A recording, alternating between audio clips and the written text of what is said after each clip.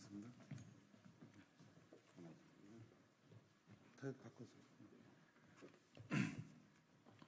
네, 안녕하십니까. 2020년도 시민연대 기자회견을 시작하도록 하겠습니다. 오늘 이 기자회견에 같이 함께해 주신 분들을 좀 잠깐 소개하겠습니다. 먼저 대전 대덕구 국회의원이신 박정현 의원님 나오셨습니다. 그리고 저 옆에 2020년도 시민연대 조직위원장 임재선 위원장님 나오셨습니다. 예. 그리고 저 끝에 우리 저희 정의자유해병연대 홍보위원장으로 수고하시는 서왕천 위원장님 나오셨습니다. 그리고 2020년도 시민연대 공동대표 지승용 목사님 함께하셨습니다. 먼저 오늘 되게 짧게 그리고 간단하게 그리고 내용 깊게 말씀을 드리도록 하겠습니다. 먼저 여는 말씀 박정현 의원님 말씀해 주시겠습니다.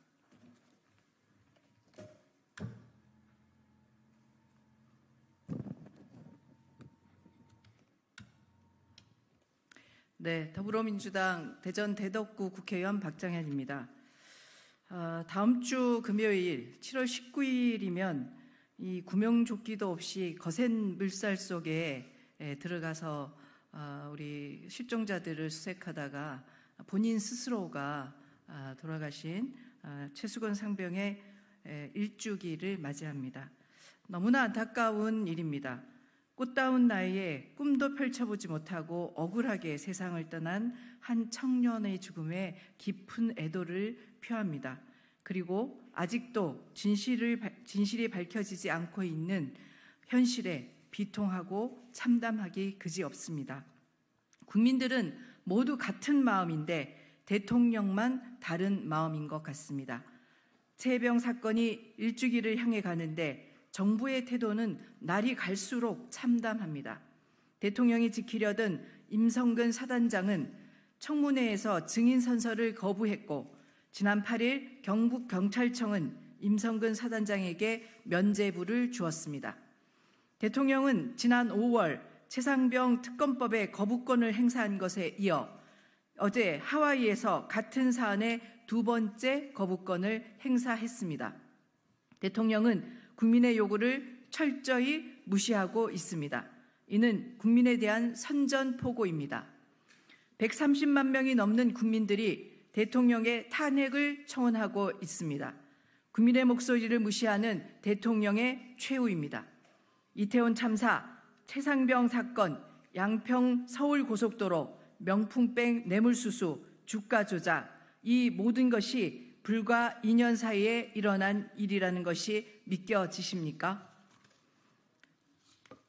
이 5가지 사건만 있었던 것이 아닙니다. 안보, 외교, 경제, 기후, 민생, 민주, 대한민국의 모든 분야가 철저하게 파괴되고 있습니다. 지난 8일 발효된 장마 대응 지시사항, 대통령이 내린 16글자로 된 공문을 보셨습니까? 이번 장마에도 피해 대비를 철저히 할 것, 지시사항의 전문입니다. 작년 이맘때쯤 폭우 속에서 오송 참사로 많은 국민을 잃었고 최상병의 어머니께서도 같은 비극이 반복되지 않기를 바라며 재발 방지 대책의 수립을 간곡히 당부하고 있습니다. 그러나 대통령은 아무런 반성도 변화도 없습니다. 대통령은 16글자의 지시사항을 공문이라고 발송하고 하와이에서 최상병 특검법에 보란듯이 거부권을 행사했습니다. 오늘 최상병 순직 일주기를 맞아 일주기를 앞두고 추모하는 이 자리에서 특검을 통해 사건의 실체를 남김없이 밝힐 것을 약속드립니다. 최상병의 억울한 죽음의 책임과 원인이 어디에 있는지 묻고 합당한 처벌을 해야 합니다.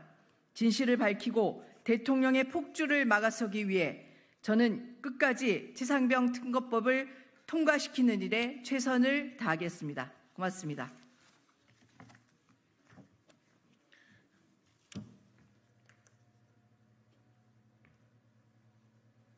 네, 감사합니다. 두 번째로 2020년도 시민연대 조직위원장이신 임재선 위원장님 나오셔서 발언해 주시겠습니다.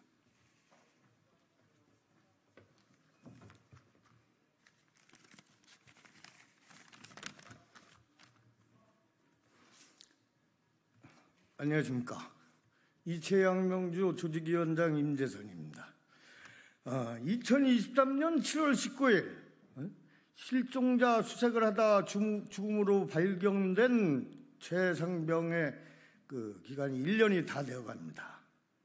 그 어머니는 그 우주를 잃은 고통 속에서 삶의 희망을 잊고 오직 마지막 한 가지 진실을 밝혀달라고 편지로 외치고 있습니다. 그런데 윤석열 정부는 진실을 밝히려는 박정훈 수사단장을 보직 해임하고 현장을 2번 방문해서 바둑판식으로 수색을 하라고 했던 임성근 사단장에 대한 수많은 증거와 증인이 있음에도 불구하고 어제 경북경찰청에서는 불구속으로 무혐의 이렇게 했습니다. 이 우리나라 국가의 역사상 이러한 일이 있겠습니까? 또 윤석열 대통령은 아니 국민들이 70% 이상 특별검사를 이용해서 정확한 것을 밝혀보자고 하는데 5월 21일 날 특별검을 거부하더니 어제는 22대에서 재추진한 어제 7월 9일 아니야. 그것도 하와이 가서 까닥 눌러갖고 거부를 해. 이거 그 세계적인 망신이 아니고 국가적인 망신이다 이것이야. 1년에 우리가 수십조 국방 예산을 국민 세금으로 내고 있는데 국방부의 사령관 국방부 장관은 도망이 나가고 장관은 내가 죄가 없다 이런 식으로 얘기하는 나라가 어딨냐 이거야.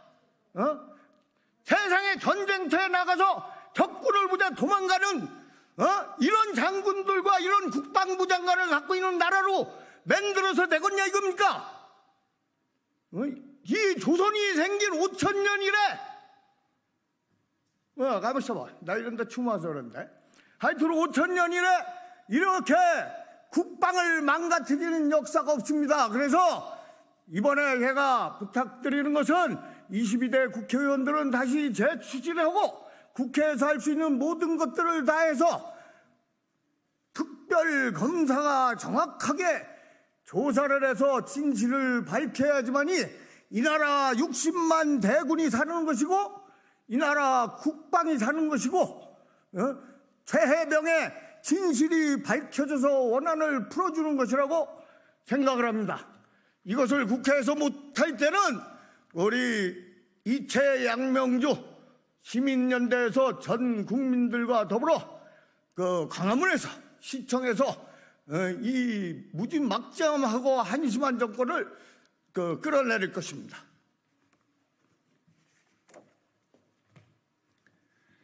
네, 감사합니다. 지금은 서왕천 정의자유해병연대 홍보위원장님 나오셔서 잠깐 발언해 주시겠습니다.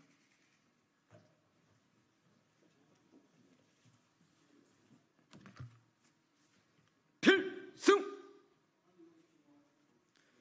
임성근 사단장에게 말합니다. 당신의 자신을 위하여, 과욕을 위하여 최상병 순직 사건에 대해서 조작을 하였지만 그래요. 100번 양보해서 거두절미하고 한마디 하겠습니다. 동서고금일에 어떤 조직의 지휘관, 특히 군 지휘관은 항상 가슴과 머릿속에 일진십사, 일태십사 한 번 나아가매 10번 생각하고 한 번 후퇴하매 10번 생각하라는 뜻이 있습니다. 이것은 어떤 전쟁에 이기는 게 아니라 그 전쟁에 살아남는 숫자가 가장 많은 부하 정신이 있습니다. 이번 최상병 순직 사건에서 보면 당신은 일진십사한 흔적이 없습니다. 어디 하나라도 부하 직원의 목숨을 사랑하는 흔적이 있는 회의를 한 적이 있습니까? 오히려 그 소속 대대장에게 엄중하게 강제 전출, 언론 접촉 금지, 최상병 연결식 날 참석 못하게 하는 어찌 지휘관으로서 따뜻한 부모님 같은 그런 생각을 가지지 않았습니까? 다시 한번 저는 말씀드리겠습니다. 임성근 소장, 특검을 받아서 반드시 우리 해병대의 군기강, 군인 정신을 바로 원상 복귀하십시오. 필승!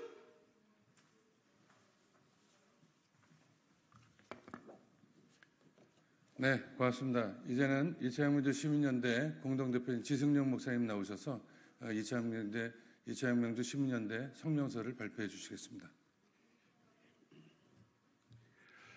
경북 경찰청 수사부장의 발표 내용을 보면 이번 해병 수색은 수변 수색에서 수중 수색으로 바뀌었다고 이야기를 했습니다.